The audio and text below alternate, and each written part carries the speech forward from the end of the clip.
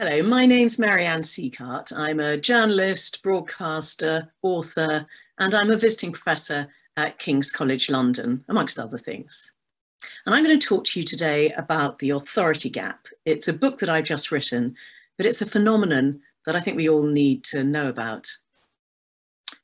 So I'm going to start with a story from one of the many very authoritative and successful women whom I interviewed for the book. Mary McAleese, and she was President of Ireland, and she led a delegation to the Vatican to meet the Pope, John Paul II. And she was in the audience room at the head of her delegation, about to be introduced to him, when he came in and he reached straight past her, held out his hand to her husband instead, and said, "Wouldn't you rather be President of Ireland rather than married to the President of Ireland?" Well, her husband knew better than to take the Pope's hand. So Mary McAleese grabbed this hand, which was hovering in midair, and said, "Let me introduce myself. My name is Mary McAleese, and I'm the elected President of Ireland, elected by the people of Ireland, whether you like it or whether you don't." Now, this is such a classic example of the authority gap, because however much we say we believe in equality these days, we're still in practice more reluctant to accord authority to women than to men, even when they're leaders or experts. And every woman has a tale to tell about being underestimated, patronised, talked over, ignored, interrupted, and generally not taken seriously as a man. I mean, great strides have been made, and many men are good and respectful listeners. But however liberal we think we are, we're nowhere near there. There is still what I call an authority gap between women and men. And this gap is actually greatest in what have traditionally been seen as male fields, such as defence and security. And the authority gap is the mother of all gender gaps. Because if women aren't taken as seriously as men, they're going to be paid less, promoted less, hired less readily, and generally held back in their careers. They're going to feel less confident as well, and less entitled to success because of the way they're treated. So if we don't do anything about it, the gap between women and men will never disappear. Now, when I put together some slides to give another lecture on this at Oxford, I thought, well, first thing I've got to do is define my terms. So I just went on Google, searched for the definition of authority, and the very first result that came up was from the Oxford Online Dictionary. And guess what? Every sentence it offered as an example of the use of the word authority began with the same pronoun. I think you can guess. So there was, "He has the natural authority of one who is used to being obeyed. He hit the ball with authority, and he was an authority on the stock market." I wasn't even looking for this, but sometimes your subject just comes and slaps you in the face. So didn't Margaret Thatcher have the natural authority of one who was used to being obeyed? Doesn't Serena Williams hit the ball with authority? Isn't Helena Morrissey an authority on the stock market? Yeah.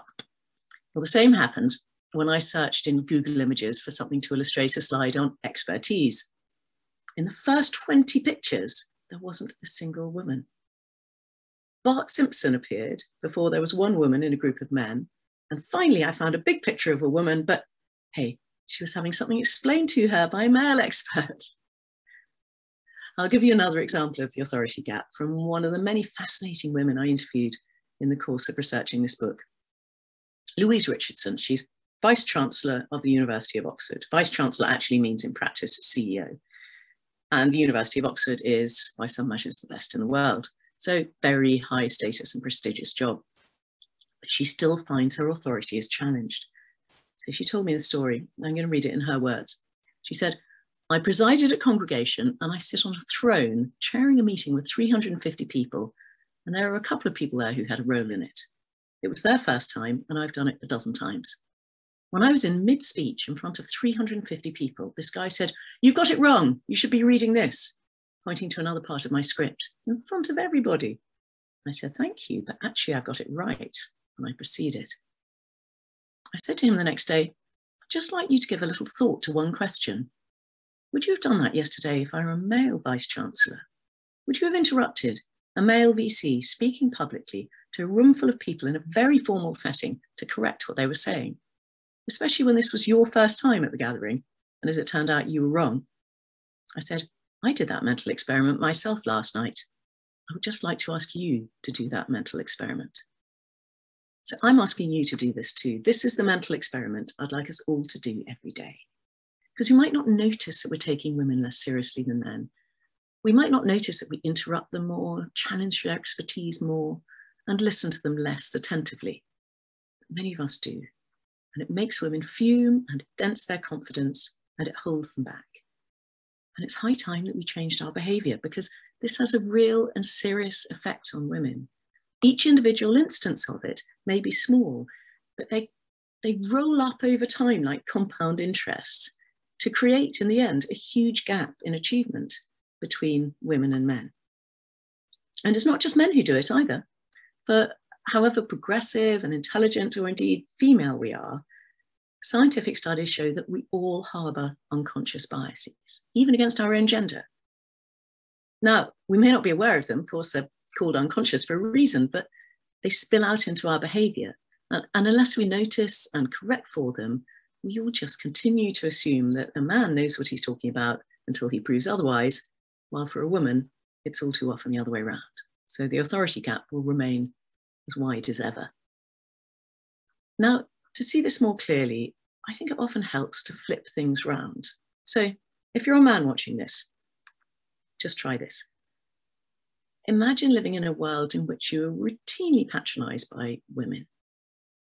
Imagine having your views ignored or your expertise frequently challenged by them. Imagine trying to speak up in a meeting only to be just talked over by female colleagues. Imagine women's subordinates resisting you as a boss because of your gender. Imagine women's superiors promoting other women over your head, even if they're not as good as you. Imagine people almost always addressing the woman you're with before you. Imagine writing a book and finding that half the population is reluctant to read it because it's written by a man. Imagine being trolled by women on social media, threatening violence to you merely for expressing an opinion. Not great, is it? But the trouble is that privilege is often invisible. Most men simply don't notice it. And why would they, unless it's flipped around like this? I mean, I struggle to notice my white privilege, so I completely understand. But I like to use the analogy, in everyday life, it's as if men are swimming in a river with quite a strong current, which of course they don't notice. And they see the banks racing past them and they think, God, I'm a strong swimmer. And they see women swimming in the opposite direction against the current, struggling to make headway. And they think, why can't they swim as fast as me? Well, they're obviously just not as good. And so this means that there is a deep asymmetry. So when I talk to men about this subject, quite often they'll express skepticism and they'll say, this problem's all been sorted out. You know, your book's out of date. If anything, women are being privileged and men are suffering. And this is because they can't see the continuing bias, and we can. They don't experience the myriad little insults to their self-esteem and competence that women have to put up with daily or weekly. So not only is their reaction as wrong-headed as a white person telling a person of colour that racism no longer exists, but it also proves the exact point of this book, that women's authority is questioned and challenged even when they know more than the person they're talking to. Because as you'll see, there is a huge amount of evidence for the continued existence of the authority gap, and it can't just be mansplained away. Now, if a woman thinks that she's being taken less seriously than a man, it's often really hard to prove that discrimination has any part in it, because he might just be better than her. And women are often accused of citing sexism as a way of disguising their inadequacy. But there's one really persuasive way of testing this hypothesis, that women are unjustifiably respected less and thought to be less competent and expert than men. That is to talk to people who've lived as both, because they're exactly the same person with the same intelligence, ability, experience, body of work, personality, and the only thing that has changed is their gender. They are uniquely able to identify the effect of gender in their lives. So it's a way of correcting for all the other variables and isolating the one that really matters. Now I'm going to tell you the stories of two science professors at Stanford University who happened to transition in opposite directions at the same time. So Ben Barres was a neuroscientist, and he was astonished by the difference it made to his life when he started living as a man. He said, "I've had the thought a million times. I'm taken more seriously." His work was taken more seriously. The same damned work, as he put it, was taken more seriously. One person at the back of one of his seminars who didn't know his history was heard saying, Ben Barres gave a great seminar today, but then his work's so much better than his sister's, i.e. his own work. They were, of course, the same person. And Barres concluded, by far the main difference that I've noticed is that people who don't know I'm transgendered treat me with much more respect. I can even complete a whole sentence without being interrupted by a man. Meanwhile, Jane Roughgarden, who is an evolutionary biologist, found exactly the opposite when she started living as a woman. She said, you get interrupted, you need to find a male to support what you said and not get offended if a male says the same thing and claims credit for it, because at least you got the point out. That's what you have to navigate. At first, she was amused. First she was amused after describing how she was much more frequently interrupted, ignored, and condescended to by men, particularly those who hadn't known her before. I thought, if women are discriminated against, then I'm darn well going to be discriminated against the same way. Well, the thrill of that's worn off, I can tell you. Her conclusion? Men are assumed to be competent until proven otherwise, whereas a woman is assumed to be incompetent until she proves otherwise. Now, you might say this is anecdotal, but actually sociologists have done much bigger studies of trans men and trans women and have found exactly the same phenomenon. But trans men in particular say, it's fantastic now that people see me as a man because they just respect me more. They listen to me more. They take me more seriously. I've been promoted more quickly. My pay's gone up. And to me, this is actually pretty incontrovertible proof. But these accounts are still anecdotal. So social psychologists have done quite a few really interesting experiments also to prove that this phenomenon exists in randomized double-blind experiments. For instance, one study sent out applications for a lab manager position to top science professors in American universities, male and female. And the application materials were identical, but they were randomly assigned male or female names. And the professors rated the male applicant as significantly more competent and more hireable than the identical female one. They offered him a higher starting salary and more career mentoring. And female professors were just as biased as male ones. Another study asked students taking an online course to rate their instructor, who of course they hadn't seen. And if they were told they were being taught by a man, they gave higher ratings than if they were told they were being taught by a woman. And the instructor, of course, was exactly the same person.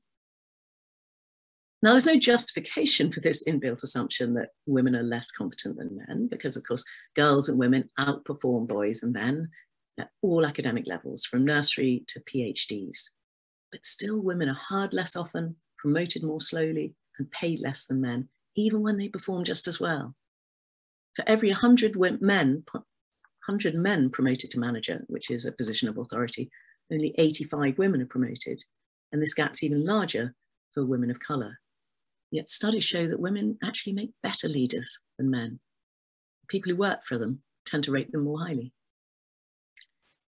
So how does the authority gap manifest itself in everyday life? Well, I've told you about Louise Richardson. I'll give you a classic example from my own life. So I was at quite a high-level conference recently, and I was talking to two fellow delegates, male delegates. One was a former head of the Foreign Office, another was a BBC foreign correspondent. Now, I will concede they know far more about foreign affairs than I do, but I was probably more expert in British politics. I'd written a column about politics for about 30 years. And another delegate comes up, completely ignores me, addresses the two men and says, "Can I ask you a question about British politics? Could Tony Blair ever make a comeback?" So I answer it and I say, "Not a chance." And I explain why and about the composition of the Labour Party and all that sort of thing. He can barely even bring himself to look at me while I'm talking. And as soon as I've finished, he asks the men a follow-up question. So I actually touch him on the arm to make him look at me and say, "Look, I'm actually the British political expert here. I do know what I'm talking about. I'm a political columnist." But why should I have to do that? So being ignored, having your expertise challenged, being underestimated and patronized, being interrupted and talked over, and finding it hard to influence a group, these are all manifestations of the authority gap. And it happens even to the most senior authoritative women. So Amber Rudd, for instance, told me that a male MP, knowing of her feminist credentials, asked her whether she knew that George Eliot was actually a woman.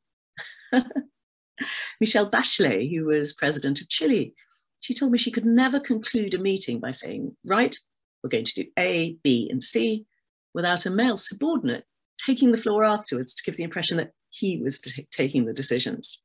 And she was president of the country. A study of US Supreme Court justices, and you don't get much more authoritative than that, found that although women made up a third of justices, they suffered 2/3 of all interruptions. So in other words, they were 4 times more likely to be interrupted than their male colleagues, and 96% of the time by male advocates or justices. And often people's racist stereotypes compound their sexist ones, sometimes leading to the most terrible behaviour. So Dawn Butler, for instance, a Black Labour MP, when she first entered the House of Commons, she walked into a lift and was told by a fellow MP, "This lift really isn't for cleaners." Now, to assume she was a cleaner was bad enough, but to act on that wrong-headed assumption by actively challenging her right to be in a lift just shows how pervasively white male superiority ran through this man's head. And the authority gap matters because women tend to be underestimated or underestimated, as I sometimes call it, and their views ignored. They find it much harder to influence a group. Now, I'm sure many of the women who are watching this talk have had the experience of making a point in a meeting only for it to be completely ignored and the waters just sort of close over your head, and then a man makes exactly the same point 10 minutes later and it's treated like the second coming.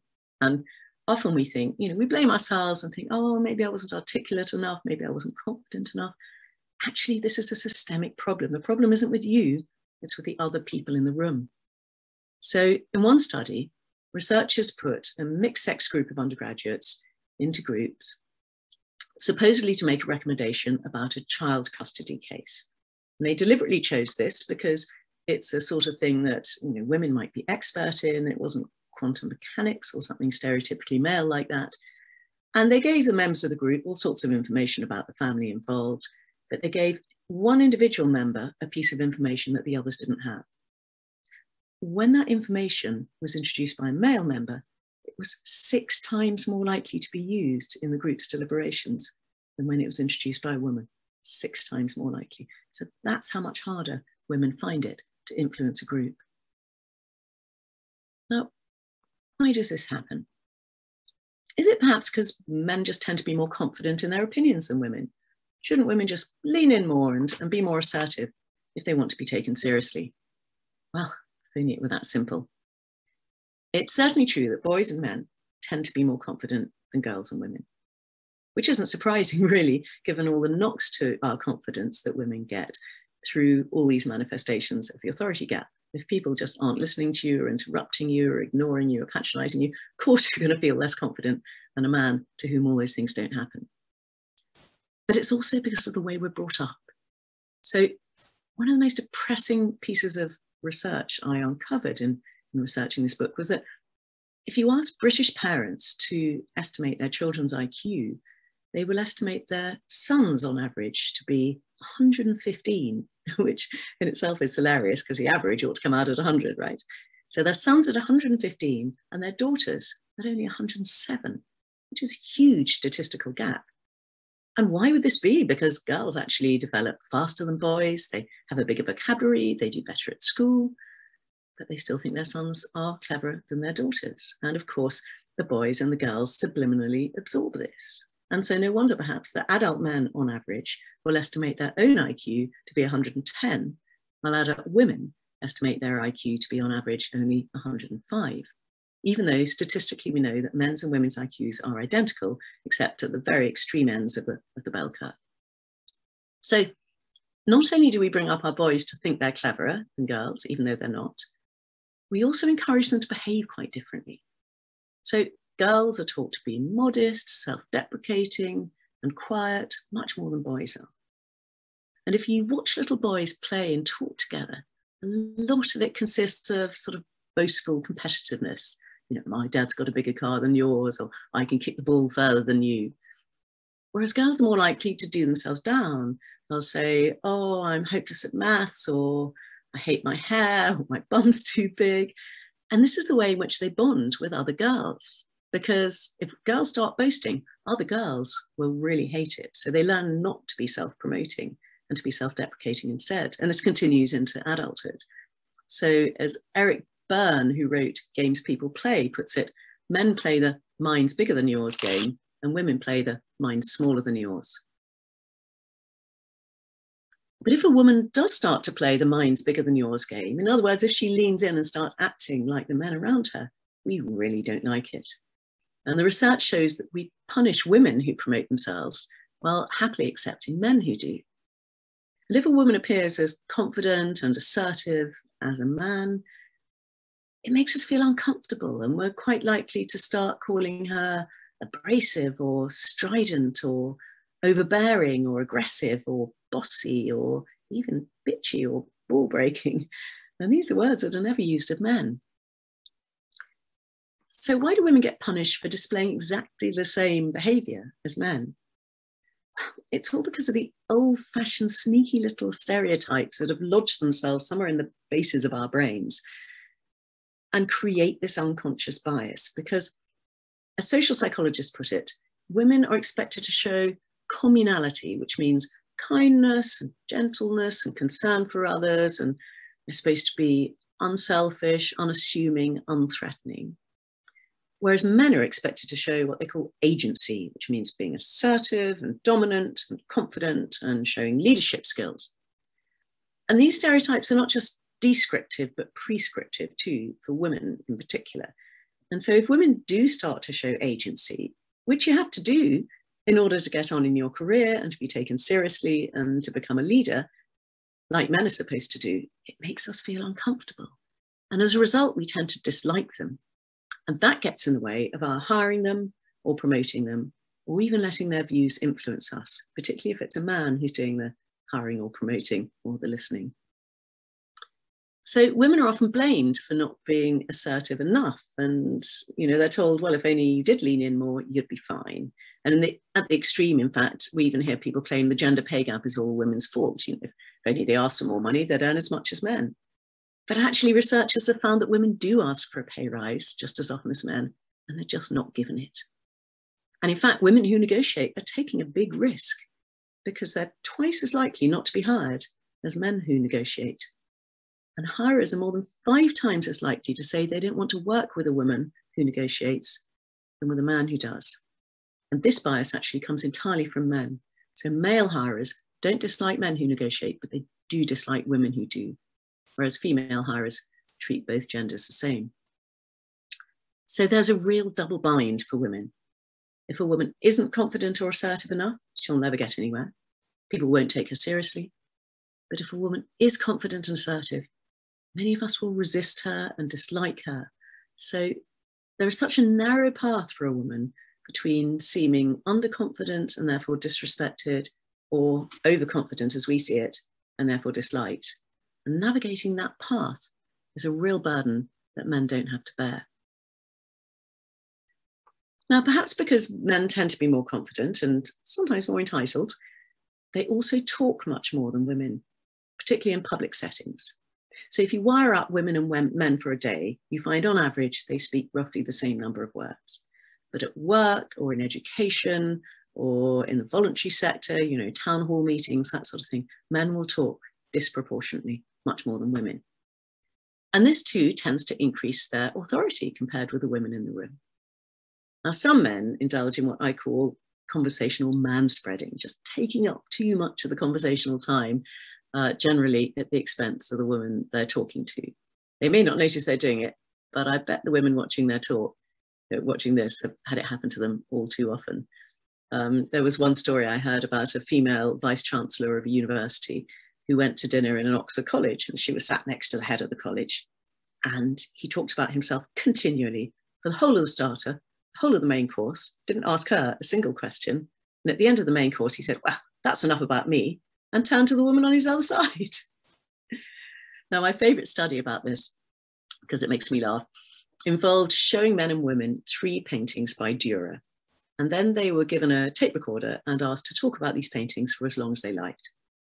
The women talked on average for 3.17 minutes. The men talked on average for 13 minutes, in other words, 4 times as long. But even that figure wasn't accurate because 3 of the men were still talking when their 30-minute cassette tapes ran out. And again, this starts in childhood. So a Canadian professor spent 10 months studying a classroom of 7-year-olds and discovered that the boys talked 9 times more than the girls. Why?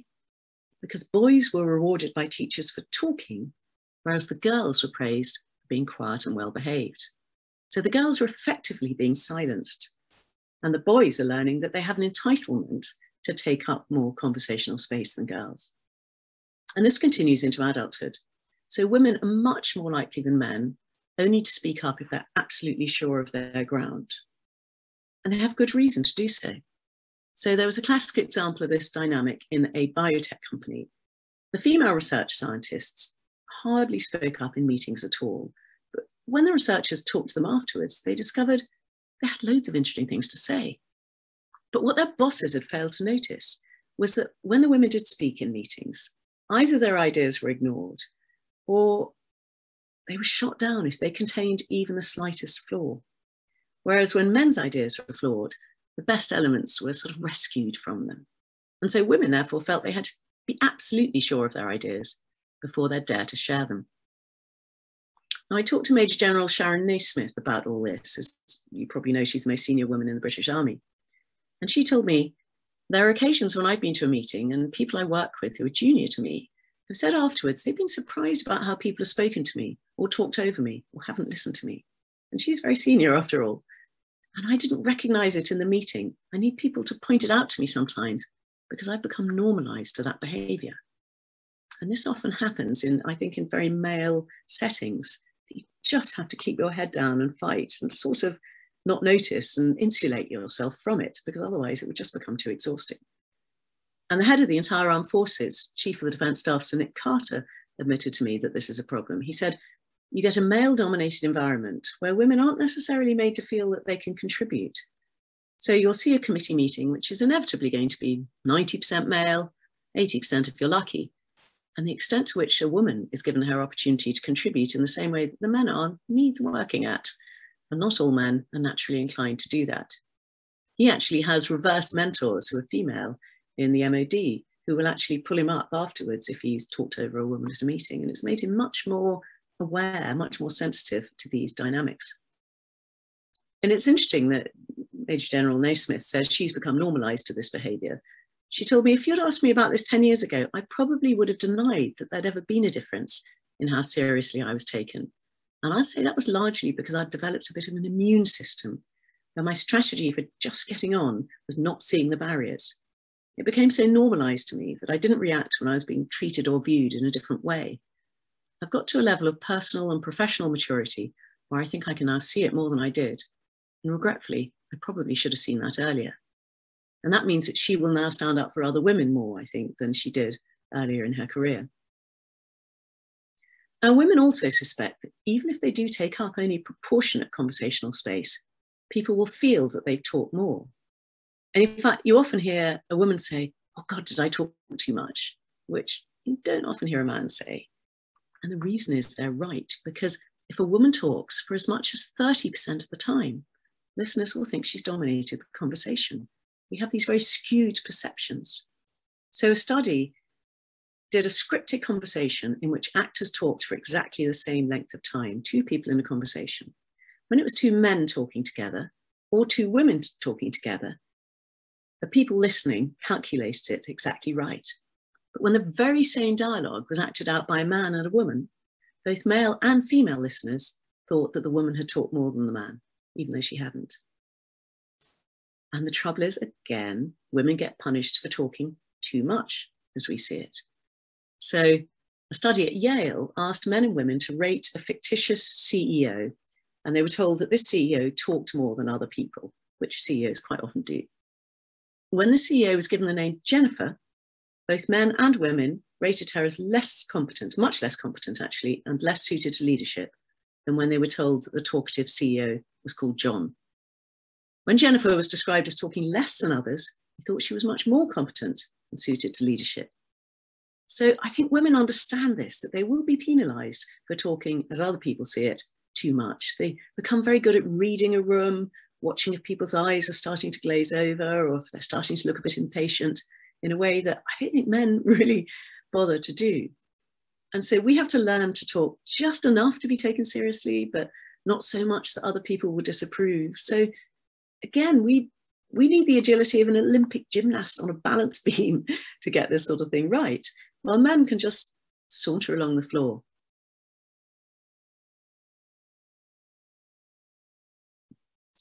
Now, in many of the studies I've cited, they're not all, women are actually just as biased as men. How can this be, you might ask? Well, we all have these sneaky voices in our brains which encourage us to make instant judgments based on sexist stereotypes. And that's because most of us grew up with a father who earned more than our mother, worked more than our mother, perhaps had more authority at home than our mother.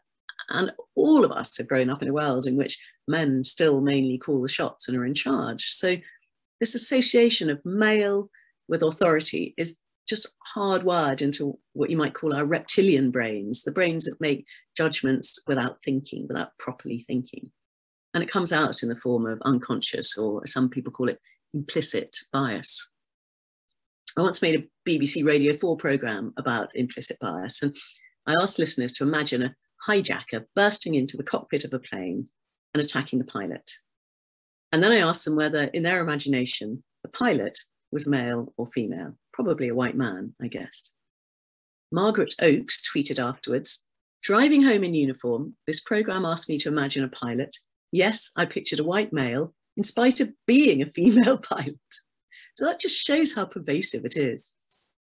And Harvard's implicit association test, which measures how quickly and accurately we're able to associate female and male words with home and career words, shows that implicit bias is just as strong among the young as the old, among liberals as among conservatives, and among women as among men. But this doesn't let men off the hook. It just means that we all need to civilize and humanize and bring up to date our reptilian brains. We need to notice when we're underestimating women or when we're having an unfair reaction to a woman doing something that we find perfectly acceptable in a man, and then correct for it. And this is all the more important when our gender bias intersects with other biases, such as race or class, sexuality, disability. As Bernardine Evaristo, the fabulous Booker Prize-winning novelist and creative writing professor, put it to me, she said, the people who've had positions of power in our society have, for most of my life and most of British history, been white upper-class men. And so that's the default when people think about people in authority. So if you're coming from a background where you're Black or Asian, or you're a woman, or you're working class, then I think you have a battle on your hands, because people don't automatically think that you should be in a position of power. So each of these differences from the middle-class white male default widens the authority gap. They're often in different ways for different ethnicities. But one way or another, the assumption is that these women will be much less competent than white men. And so they suffer treatment ranging from underestimation and disrespect to outright hostility sometimes. Black women are more likely than white women to say they feel stalled in their careers and that their talents aren't recognized by their superiors. And Black women are nearly twice as likely as white women to come up against manifestations of the authority gap, such as having to provide more evidence of their competence or finding other people are surprised at their abilities. And even if they do make it to the top, other people often assume that they're a diversity hire and wouldn't have made it on merit. And then, of course, there are the damaging racial stereotypes that get overlaid on the gender ones, like, the angry Black woman or the submissive Asian woman. Interestingly, though, being a lesbian can sometimes be an advantage. So research shows that lesbians are thought to be more competent and more committed to their careers after they have babies than straight women are. And on the authority ladder, they seem to occupy a space somewhere between straight women, above straight women, and below straight men, somewhere in the middle there. The most disadvantaged, though, are disabled women, and they're 19% of women of working age. So the average disabled working woman is paid only 83% as much as the disabled working man, and only 80% as much as an able-bodied woman. And if women have a physical disability, people are all too ready to assume that her brain is affected too. So, for instance, I interviewed the wonderful Baroness Sal Brinton, who's president of the Liberal Democrats, and she's now in a wheelchair. And she says at least half the time, people will address the person pushing her wheelchair rather than her first. And she's a woman of great character and intellectual ability. So when we're trying to correct for our unconscious bias, we have to be doubly or trebly alert about the intersections that arise thanks to race and class and disability in particular. Most of the bias I've talked about is present in both women and men. But I'm now going to talk about a particular male phenomenon, which is some men not even exposing themselves to women's voices or views in the first place. And if you don't listen to what a woman says or writes, how can you accord her any authority at all? Now, the easiest way to measure this is to look at the books that men and women read. So before going any further, can I just ask you to take a moment to think about the last, 4 or 5 books you read? How many were by a woman and how many by a man?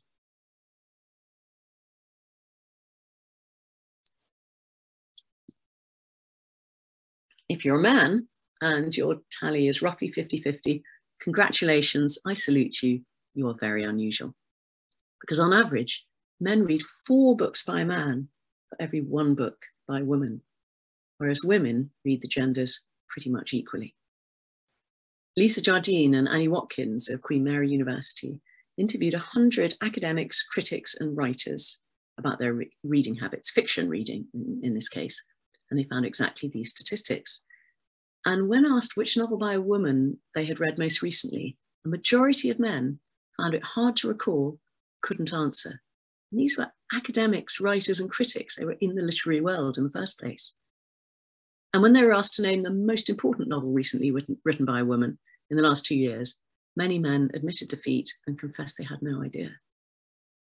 When Esquire magazine drew up a list of the 80 best books every man should read, described as the greatest works of literature ever published, only 1 was written by a woman, and she was Flannery O'Connor, who had a gender-neutral first name. Maybe they didn't even know she was a woman. And it's the same with movies. So men are much less likely to watch, say, Little Women, even though it was a fantastically good film and had 4 strong male characters in it. Whereas women are perfectly happy to go and watch 1917, say, even though it has, I think, not a single female character.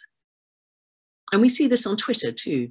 So a study of the 2017 general election campaign found that of the top 10 most influential political journalists, how many do you think were women? Given that Laura Koonsberg is the most influential British political journalist. Big fat 0, I'm afraid. Not a single one, not even she made it into the top 10. Now, influence on Twitter is determined by how much people follow you, how much they retweet you, and how much they comment on your tweets. And what this study found was that the male journalists were nearly 5 times more likely to be retweeted than the female ones. And the reason was that the male influencers were much more likely to follow male than female political journalists on Twitter. So they weren't even letting the women's voices into their newsfeed in the first place. And they were then much more likely to retweet the male ones or comment on their tweets. And sadly, women don't counteract this bias by disproportionately following and retweeting other women. So that means that women's voices just aren't being heard in the public sphere as much as men's voices because men aren't listening to them. We also find that men, some men that is, not all of course. We also find that men on average are less likely to invite women to talk at conferences, even when they're just as qualified. Men are less likely to cite women's work in academic articles, even when you control for the prestige of the university and the seniority of the woman. So these are all examples of women not being listened to by men. And if men aren't listening to us in the first place, how can they begin to accord us authority? So if you're a man watching this, may I say, first of all, thank you, because you're unusual in coming to a talk by a woman, and mainly about women. But your commitment will be rewarded, for this part is designed for you. Because counterintuitively, perhaps, it's mainly about what you can gain as a man from taking women more seriously and treating them with equal respect. because there's a huge amount of evidence, I'm very pleased to say, that this is not a zero-sum game. It's actually a positive-sum game in which everybody wins. Now, I know that might sound very odd because you'd think gender equality is a seesaw in which if one side rises, the other must, by definition, fall. And I don't deny there may occasionally be times when if you're in direct competition with a woman for a job or promotion and the bias against her is dissolved, you may find that she beats you on merit. But in pretty much every aspect of your life, including your day-to-day interactions at home and at work, gender equality is actually likely to make you, a man, happier, healthier, and more satisfied with your life. Men who treat women with equal respect will certainly find that women like and even fancy them more. A friend of mine's son came back from university and he said to his father, "Dad, I've discovered the secret of pulling girls." So my friend said, "Oh, Tom, what's that?" And Tom said, "Oh, it's easy. All you have to do is listen to what they say." And it's so true because, you know, a woman can tell within a minute or so of meeting a man whether he's genuinely treating her as an equal or is patronizing her and probably not even listening to her, but is just working out what he's going to say next. And why would she be interested in the second type, either as a friend or as a lover, if he clearly thinks he's superior and has no interest in her as a person? Believe me, being sexist is not a good look in a man. But you don't just have to believe me, because there is reams of evidence to show that when men are sexist, women, and therefore the sexist partners too, experience worse relationships, and the men are less likely to get into a relationship at all. But beyond relationships, there is also a huge amount of research that shows that everyone in a heterosexual family, including the man, gains from a man sharing in a more egalitarian relationship. So the woman is more satisfied with the relationship, the couple communicate better, she feels respected and part of a genuine team, and she's less resentful and exhausted by taking a disproportionate share of the unpaid work. As a result, she's happier and healthier. And so are their children, who also display fewer behavioural difficulties and do better at school. But best of all, for these purposes, the men themselves are also happier and healthier. They're twice as likely to say they're satisfied with their life, half as likely to be depressed, they're less likely to divorce, they drink less, they smoke less, they take fewer drugs, they sleep better at night, and best of all, they get more frequent and better sex. So what's not to like? And fathers being more involved with bringing up their children don't just free up women to advance at work, which helps to narrow the authority gap, but that does really help women. But it also transforms attitudes in the next generation. So daughters with dads who do their fair share at home, turns out, are more likely to follow their career aspirations, and often in less stereotypical careers as well, with more self-esteem and more self-confidence. Sons who see their father share the work at home grow up with a much more egalitarian view of women's and men's roles and authority.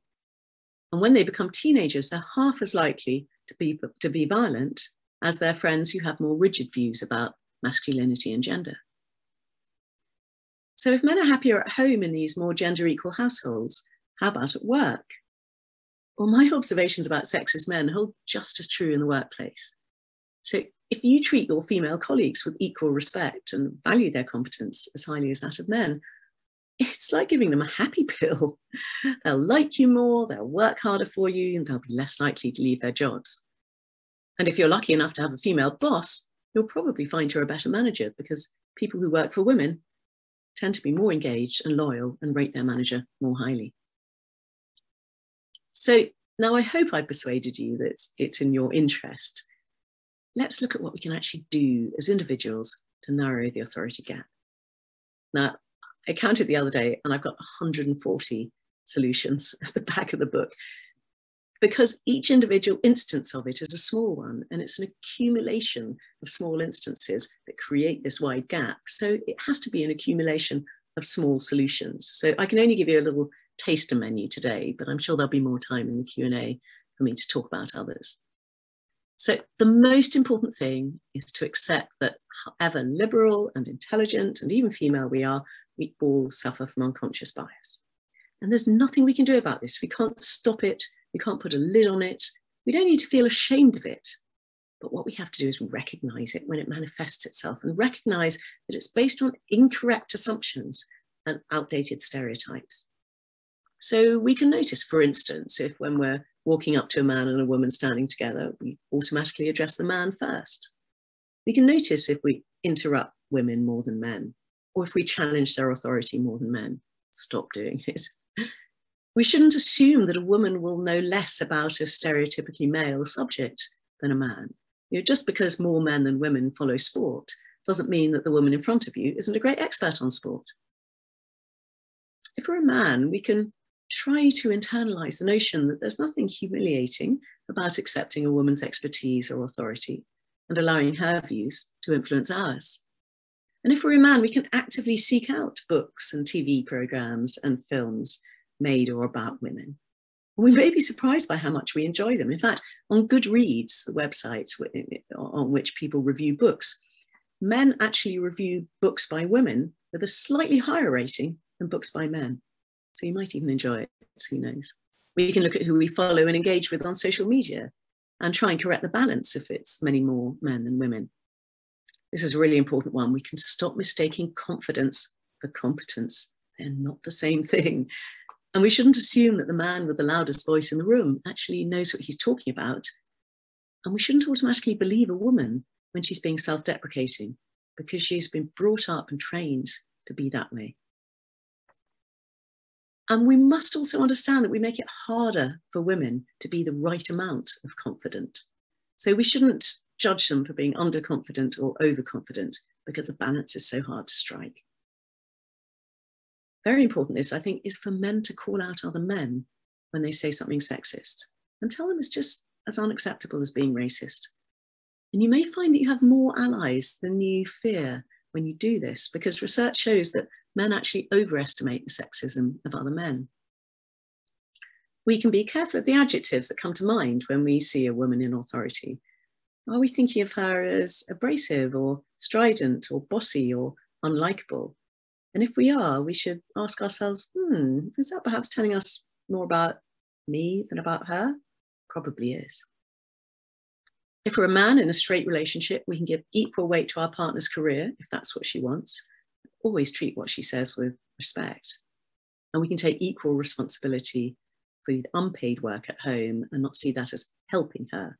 It is a teamwork that needs to be shared as a team. But most importantly, we can just treat every single person we meet as an individual and not judge them through a warped template of outdated stereotypes. And there's so much more to be said about how to narrow the authority gap. I haven't even started on what we can do as colleagues, what teachers and employers and the media can do, what structural changes we can make in society to allow women the authority that they deserve. But I hope I've whetted your appetite and made you think a little more about how you as an individual can contribute to making the world a more equal place.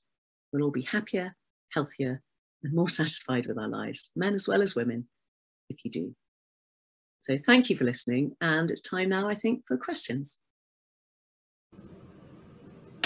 Well, good afternoon, everybody, and good afternoon again, Marianne, and thank you so much for that, for your speech, for prepared session. Let's rattle straight into Q&A because we have lots of questions coming in. I'm going to start with one. Saying, does the necessary change to close the authority gap need to stem from men or from women? Both, I think, because we do all suffer from unconscious bias, but I think there's probably more that men can do. I think women are more aware of it and are more aware of the problem. And I think a lot of men aren't aware of it. And we really need self-awareness in order to be able to change.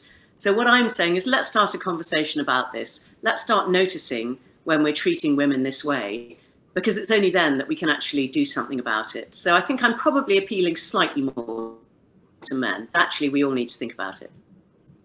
Fantastic, thank you. And that blends beautifully into sort of a hybrid of two questions, is that, so when a lot of men think of the authority gap, they think it's a thing of the past. How do we help them realise it's not in the past? And then also, second question then is, and what are some tips for helping to explain to male colleagues about the authority gap. And I think that must have come in for one of the men that's watching, because it does say other male colleagues. Well, I deliberately put a huge amount of evidence in the book in order to give women the ammunition to be able to show their male colleagues that this is actually a continuing problem. And it's not just them being paranoid or oversensitive or chippy.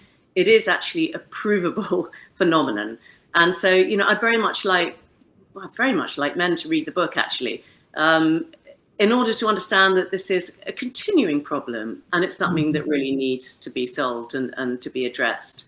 Yeah, I mean, there are just so many research studies there.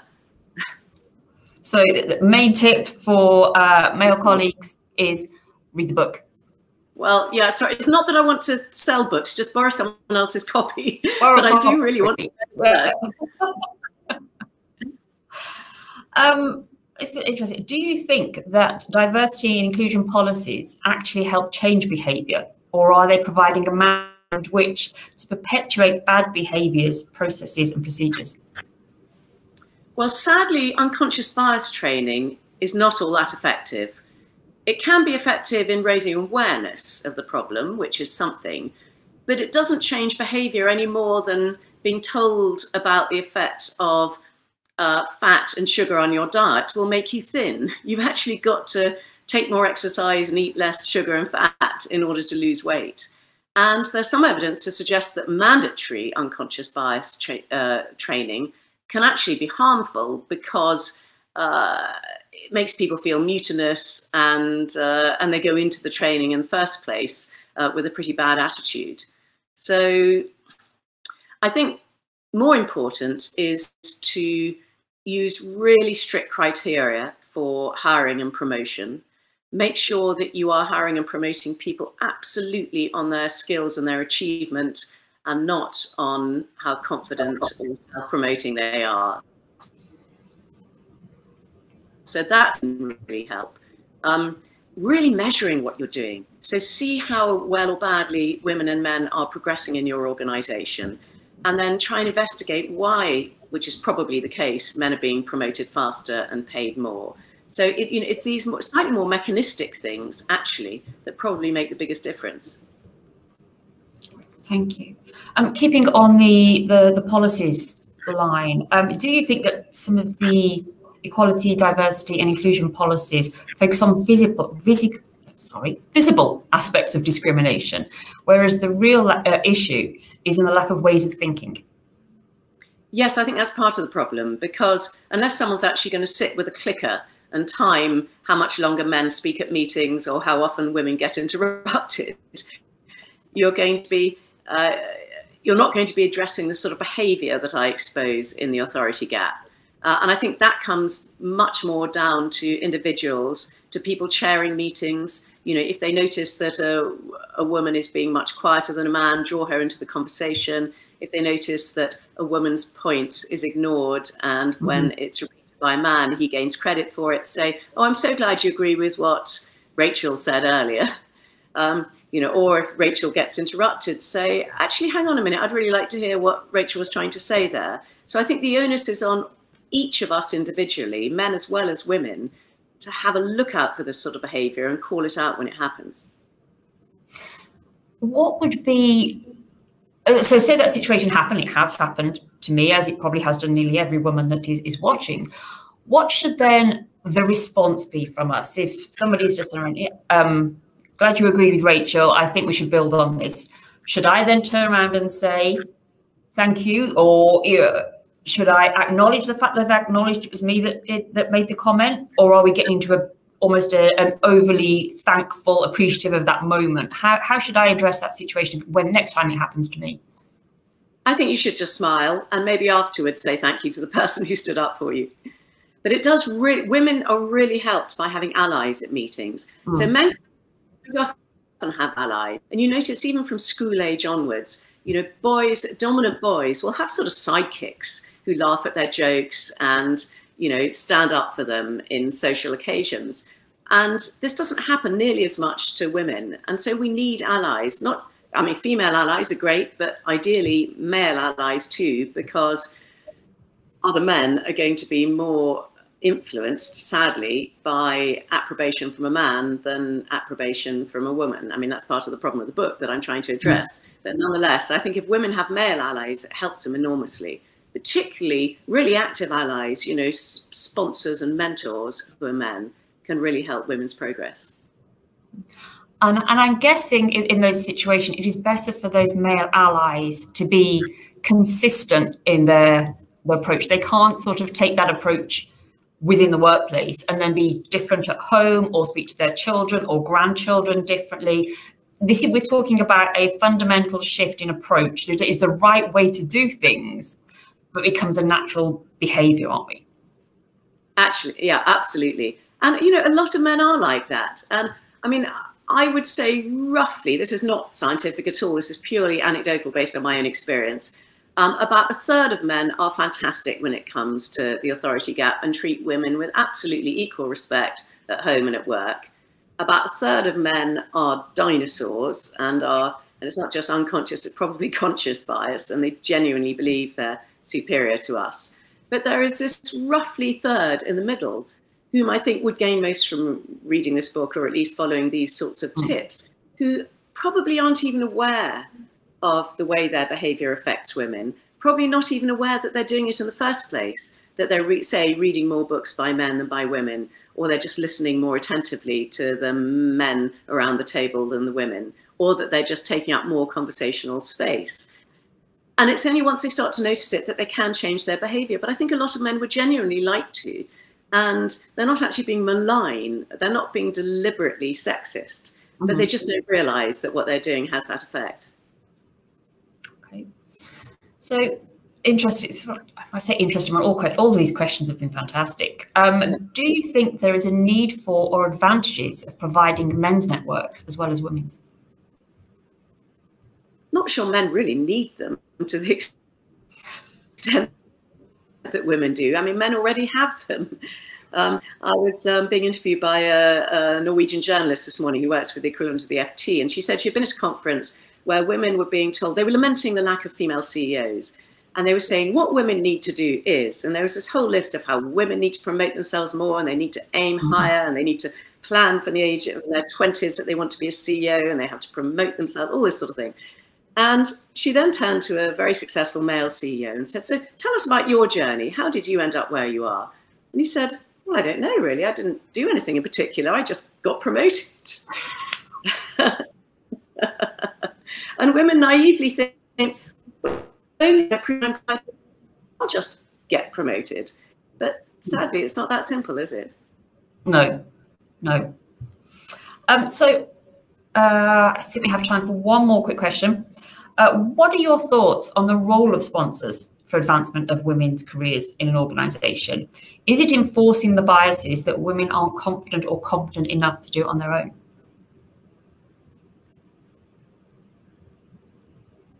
To dilute what's called the affinity bias, whereby you tend to prefer people who are like yourself. And so often men, without realizing that they're being biased, they'll alight on someone who is just like they were 20 years ago, remind them of themselves and think, oh yeah, he's great, I'm going to help him along.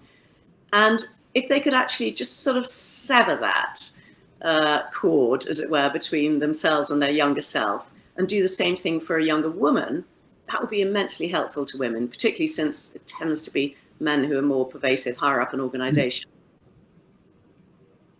Fantastic. Thank you. Mary-Ann, thank you so much for your time this afternoon and for pre-recording. It's been a fantastic and fascinating session. Thank you very much. And now I'm going to hand over to Angela Owen, our founder, to close our conference.